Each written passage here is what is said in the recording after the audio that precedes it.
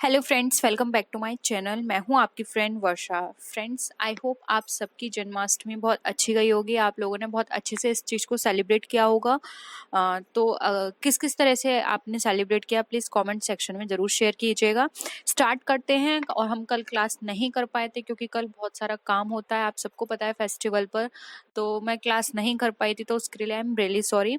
Start करते हैं आज की वीडियो। आज की वीडियो हमारी पार्टनरशिप के ऊपर है, जिसके साथ ही साथ हम कुछ इंपॉर्टेंट फैक्ट्स हैं उनके बारे में भी डिस्कस करेंगे। तो वीडियो पसंद आए तो वीडियो को लाइक कीजिए, अपने फ्रेंड्स के साथ शेयर कीजिए। किसी भी तरह की कोई भी क्वेरी हो तो जरूर बताइएगा। फर्स्ट क्वेश्चन है हमारा, the partnership act came into force. बहुत कॉमन क्वेश्चन है और ये बहुत पूछा जाता है। 1930, 56, 47 एंड 52। बहुत सिंपल है, 32। ठीक है, 32 में ये एक्ट फोर्स में आया था। नेक्स्ट है, partnership has a minimum number of members. तो फ्रेंड्स, यहाँ पे भी स्टूडेंट्स बहुत सारी क्वेरी होती है कि यहाँ पर पूछा नहीं गया है किस एक्ट के अकॉर्डिंग। तो फ्रेंड्स, वहाँ पे फिर आप ऑप्शंस के अकॉर्डिंग देखिएगा ऑप्शन में क्या क्या दिया हुआ है, और यहाँ पे भी एक्ट मेंशन नहीं है, तो आप ऑप्शंस के अकॉर्डिंग बता सकते हैं। और वैसे मिनिमम है तो मिनिमम तो पार्टनरशिप में 2 ही होते हैं, तो ऑप्शन ए यहाँ पे राइट आंसर हो जाएगा। नेक्स्ट क्वेश्चन है, banking business has maximum number of partners. अब जो बैंकिंग बिजनेस है उसमें मैक्सिमम नंबर्स पार्टनर्स के कितने चाहिए, 2, 10, 12 या 20। तो इसमें जो राइट आंसर हो जाएगा, बैंकिंग कंपनी के लिए मैक्सिमम 10 चाहिए। ठीक है, नेक्स्ट क्वेश्चन पे आते हैं। अब यहाँ पे थोड़ा आपको अंडरस्टैंडिंग लेवल के क्वेश्चन हैं, थोड़ा आपको समझना होगा इसके बारे में। और यहाँ से अगर आप में से स्टूडेंट्स ने बीएड एंट्रेंस एग्जाम की भी अगर तैयारी करी है और उन्होंने एग्जाम दिया है, जो एमकॉम एंट्रेंस के स्टूडेंट हैं, तो देखिए फ्रेंड्स, यहाँ पर इससे रिलेटेड बहुत क्वेश्चंस आपके एग्जाम में पूछे गए थे। जैसे कि what is the ratio of profit loss between partners in the absence of government contract. यहाँ पे गवर्नमेंट कॉन्ट्रैक्ट का मतलब वही हो गया जो पार्टनरशिप कॉन्ट्रैक्ट होते हैं। ठीक है, तो अगर उसकी एब्सेंस है तो वो लोग आपस में प्रॉफिट रेशियो को किस तरह से डिस्ट्रीब्यूट करेंगे, equal, in proportion to capital, debt ratio, and none of these. तो देखिए यहाँ पे अगर जो भी उनके बीच जो पार्टनरशिप डीड होती है या फिर पार्टनरशिप कॉन्ट्रैक्ट या गवर्नमेंट कॉन्ट्रैक्ट है, वो वहाँ पे एब्सेंट है, तो वहाँ पे उनके प्रॉफिट एंड लॉस को इक्वल रेशियो में डिस्ट्रीब्यूट किया जाता है। तो राइट आंसर हो जाएगा ए। तो लेकिन फ्रेंड्स, इसके साथ ही साथ मैं आपको कुछ और इन्फॉर्मेशन भी यहीं दे देती हूँ, जिससे कि हो सकता है आगे अगर हम इस तरह के क्वेश्चंस करें तो आप इजीली उनका आंसर कर पाएं। जैसे कि देखिए, जो हमारी इंडियन पार्टनरशिप एक्ट है, आप सबको पता है 1932 है। ठीक है, और उनके जो अगर हम बात करें उसके जो आर्टिकल्स होता है, 12 से लेके 17 आर्टिकल्स के अंदर ये सारी चीजें डिस्कस की गई हैं कि अगर किसी पार्टनरशिप में जो पार्टनरशिप डीड है या कॉन्ट्रैक्ट है वो एब्सेंट है तो वहां पर क्या करेंगे। तो देखिए, जो भी पार्टनर्स होंगे, अगर वो डीड वहां पे एब्सेंट है तो सबको इक्वल राइट होगा। किस चीज का, उस बिजनेस को करने का इक्वल राइट होगा। वो लोग जो भी बिजनेस वो कर रहे हैं वहां पे सभी लोगों का इक्वल पार्टिसिपेशन होगा और सबको ही उसमें अपना वर्क करना होगा। ठीक है, फर्स्ट यहाँ पर ये आ गया। सेकंड, अगर हम बात करें तो वहां पर उनके बीच में अगर किसी भी तरह का क्या होगा, डिस्प्यूट होगा। डिस्प्यूट से रिलेटेड ये दे रखा है, अगर उनके बीच में किसी भी तरह का कोई भी डिस्प्यूट होगा तो वहां पर पहले तो कोशिश करेंगे म्यूचुअल अंडरस्टैंडिंग से, फिर वहां पर ये देखेंगे कि सबसे ज्यादा जो जिसको आप बहुमत बोलते हैं, यानी कि सबसे ज्यादा जो वोट है वो किसके फेवर में आ रहे हैं, उसके बेसिस पर वो किया जाएगा। ठीक है, इसके बाद थर्ड जो ऑप्शन है वहां पर ये बताया जाता है कि जो भी पार्टनर्स होंगे, फर्म्स की जितनी भी बुक्स होती हैं उन बुक्स को देखने का उनका राइट होगा। यानी सभी पार्टनर्स को राइट है कि वो अपने जो भी बिजनेस है, पार्टनरशिप बिजनेस, उनकी जो ऑडिट बुक है या फिर जो भी रिकॉर्ड्स की जाती हैं वो बुक्स को सबको देखने का राइट होगा। ठीक है, फोर्थ अगर हम बात करें तो फोर्थ वहां पर ये डिस्कस किया गया है कि जो भी पार्टनर्स हैं वो पार्टनरशिप में जो भी मैनेजमेंट होगा उसमें उनको अगर अलग से कोई सैलरी या कोई भी वो वर्क करते हैं तो वो नहीं दी जाएगी। क्या है, सैलरी जो है इसके अंदर ये कहा गया है नहीं दी जाएगी। और अगर सैलरी दी जाएगी तो उसके लिए कांटेक्ट करना पड़ेगा और वहां पे मेंशन करना पड़ेगा कि वो सैलरी कितने परसेंट से या किस हिसाब से दी जा रही है। लेकिन यहाँ पर हम पार्टनरशिप डीड के एब्सेंस की बात कर रहे हैं, तो यहाँ पर ये बताया गया है कि कोई भी पर्सन पारिश्रमिक या फिर कोई भी हार्डवर्क करता है तो उसके बदले में उसको कोई भी सैलरी नहीं दी जाएगी। फिफ्थ जो रूल यहाँ पर डिस्कस किया गया है वो ये है कि जो भी प्रॉफिट एंड लॉस होगा पार्टनर्स के बीच में वो लोग इक्वल डिस्ट्रीब्यूट करेंगे। ठीक है, कैसे डिस्ट्रीब्यूट करेंगे? इक्वल। तो आप इसे नोट कर लीजिए। 6 यहाँ पर जो रूल दिया हुआ है वो ये है कि कोई भी पार्टनर होगा तो अगर जो उन्होंने कैपिटल इन्वेस्ट की है, जिसको हम पूंजी बोलते हैं, उस पर उसको जो इंटरेस्ट मिलेगी वो उसको राइट होगा उस पर इंटरेस्ट लेने का।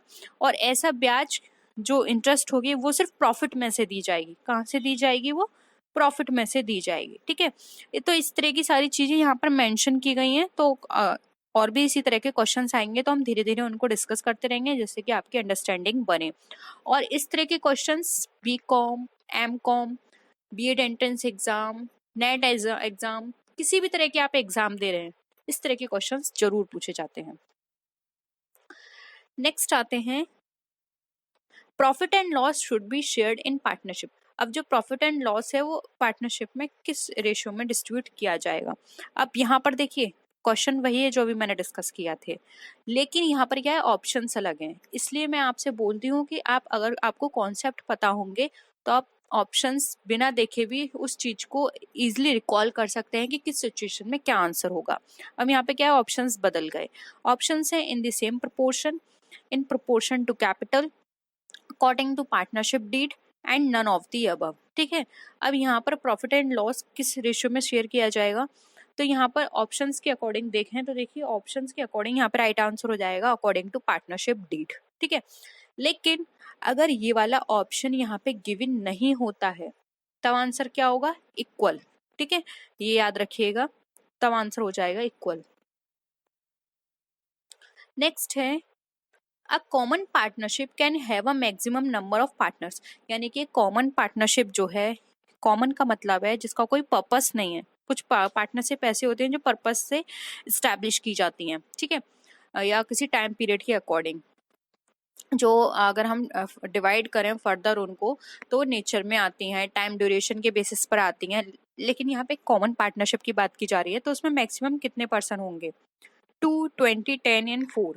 तो यहाँ पर अगर हम कॉमन की बात करें तो मैक्सिमम 20 होंगे। तो ऑप्शन 2 यहाँ पे हमारा राइट आंसर है।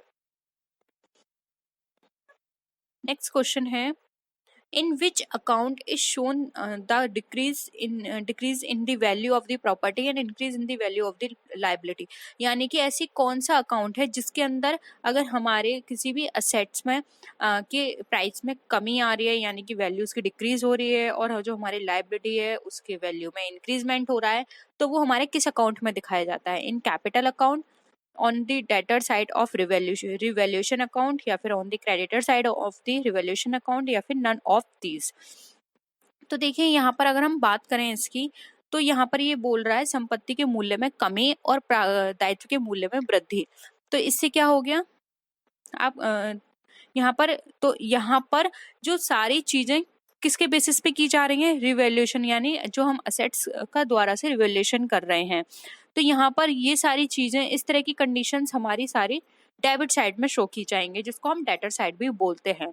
इसलिए यहाँ पे ऑप्शन 2 हमारा राइट आंसर हो जाएगा, क्योंकि देखिए संपत्ति के मूल्य में कमी हो रही है और दायित्व के मूल्य में वृद्धि हो रही है। तो ये दोनों यहाँ पर एक ही तरह की हमारी इंडिकेशन दे रही हैं, तो ये रिवैल्यूएशन अकाउंट के हमारे ऋणी पक्ष में जाएंगे। ठीक है, तो ऑप्शन 2 यहाँ पे हमारा राइट आंसर हो जाएगा। फिर भी अगर आपको ये क्वेश्चन क्लियर ना हो तो आप जरूर बताइएगा, हम नेक्स्ट क्लास में इस क्वेश्चन को फिर से डिस्कस कर लेंगे। ठीक है, नेक्स्ट है, the amount of fame by, fame का जगह आप यहाँ पे लिख लीजिएगा गुडविल। ठीक है, क्या है? Goodwill. The amount of goodwill by the new partner is distributed by the old partners on bringing the cash। यानी कि कोई भी नया पार्टनर जो है वो जो अपना गुडविल का अमाउंट है वो कैश में लेकर आया है, तो पुराने जो पार्टनर्स होंगे उसको किस रूप में उसको बांटेंगे ये बताना है यहाँ पे। ठीक है, in sacrificing ratio, old profit and loss ratio, new profit and loss ratio, या फिर प्रॉफिट एंड लॉस रेशियो। तो यहाँ पर देखिए जो नया पार्टनर है वो अपना गुडविल का जो अमाउंट है वो कैश में लेकर आ रहा है, तो आगे जाके, यानी कि आप फॉर एग्जाम्पल अगर कोई बिजनेस में 1 लाख का प्रॉफिट होता था, ठीक है, अब पहले उसमें 2 पार्टनर थे तो 50-50 वो लोग बांट लेते थे आपस में, लेकिन अब 3 पार्टनर आ गए और इक्वल के हिसाब से अब उनके पास क्या रहेगा, 50-50 नहीं रहेगा, उनका प्रॉफिट का पोर्शन कम हो जाएगा। तो यानी कि क्या हुआ, सभी पार्टनर्स ने अपनी तरफ से कुछ अमाउंट दिया उसको प्रॉफिट देने के लिए या फिर उसका पोर्शन देने के लिए, तो ये क्या हो गया, उन्होंने सेक्रीफाइस किया।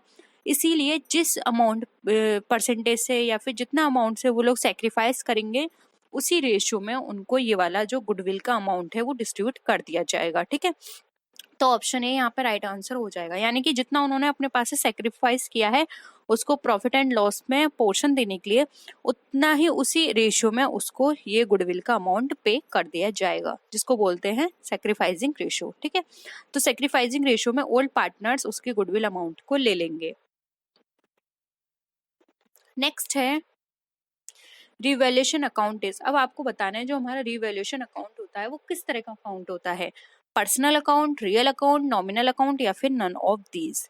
तो यहाँ पर अगर हम बात करें तो रिवैल्यूएशन अकाउंट ना ही हमारा पर्सनल अकाउंट है, क्योंकि ये ना ही किसी पर्सन से रिलेटेड है, ना ये हमारा रियल अकाउंट को शो कर रहा है, क्योंकि रियल अकाउंट में ये सारी जो टर्म्स एंड कंडीशंस होते हैं वो इस पर लागू नहीं होती हैं। तो ये रिवैल्यूएशन अकाउंट हमारा नाम मात्र का खाता है, जिसको हम बोलते हैं नॉमिनल अकाउंट होता है। तो ऑप्शन सी यहाँ पे हमारा राइट आंसर हो जाएगा। नेक्स्ट क्वेश्चन है the reduction in the value of permanent property is called, यानी कि जो परमानेंट प्रॉपर्टी होती है उसकी वैल्यू में अगर रिडक्शन हो रहा है तो वो क्या कहलाता है। बहुत ही कॉमन है ये क्वेश्चन, डेप्रिसिएशन, लॉस, एक्सपेंस या फिर प्रॉफिट। तो देखिए राइट आंसर होगा ऑप्शन नंबर ए जो कि है डेप्रिसिएशन। फ्रेंड्स देखिए ये वीडियो जो है वो बीकॉम एमकॉम दोनों ही स्टूडेंट के लिए है, लेकिन देखिए यहाँ पर जो अभी लेवल है वो इतना हाई नहीं है। ठीक है, और मैं चैप्टर वाइज सारे क्वेश्चंस करा रही हूँ आपको, तो अभी हमारा जो लेवल है वो लो है, यानी बीकॉम के अकॉर्डिंग तो बिल्कुल परफेक्ट है, लेकिन एमकॉम के हिसाब से अभी ये लो है। तो लेकिन मैं ये चाहती हूँ कि एमकॉम स्टूडेंट्स भी लो लेवल से अपनी सारी प्रिपरेशन करें। ठीक है, धीरे धीरे जैसा आपका एमकॉम का लेवल हाई होता जाएगा फिर हम दोनों क्लासेस को अलग अलग कर देंगे। ठीक है, जिससे कि बीकॉम वाले बीकॉम क्लास देखें और एमकॉम वाले अपने लेवल के अकॉर्डिंग उनकी प्रैक्टिस करें। ठीक है, तो अभी बहुत लो लेवल है इन क्वेश्चंस का, एमकॉम स्टूडेंट्स इजिली इनको कर सकते हैं, लेकिन फिर भी उनको ये प्रैक्टिस करनी होगी, क्योंकि नहीं पता हमें हमारे एग्जाम में लो लेवल से किस तरह के क्वेश्चंस आ सकते हैं, क्योंकि आजकल जो एग्जाम हो रहे हैं वो बहुत अनएक्सपेक्ट हो रहे हैं, कोई भी क्वेश्चन कहीं से भी पूछा जा सकता है। ठीक है, तो आई होप ये सारी चीजें आपको क्लियर हुई होंगी। नेक्स्ट है प्रॉफिट और लॉस बिल विच सफर्ड और रिवैल्यूएशन बाय। अब जो प्रॉफिट एंड लॉस है वो जो सफर किया जाता है रिवैल्यूएशन के द्वारा, वो किसके द्वारा किया जाता है, ओल्ड पार्टनर्स के द्वारा, न्यू पार्टनर्स के द्वारा, ऑल पार्टनर्स के द्वारा या फिर नन ऑफ दीज। तो देखिए जब हम यहाँ पर रिवैल्यूएशन अकाउंट बनाते हैं और उस पर कोई भी प्रॉफिट या फिर कोई भी लॉस होता है, तो वो यहाँ पर अगर हम बात करें तो वो यहाँ पर किया जाता है पुराने साझेदारों के द्वारा, क्योंकि देखो कोई भी न्यू पार्टनर आएगा तभी हम वैल्यू को रिवैल्यूएट करते हैं कि कितनी एसेट्स है कितनी लायबिलिटी है। ठीक है, क्योंकि उसी के हिसाब से फिर हम उससे जो गुडविल अमाउंट होता है या फिर जो कैपिटल होती है वो हम उससे मांगते हैं।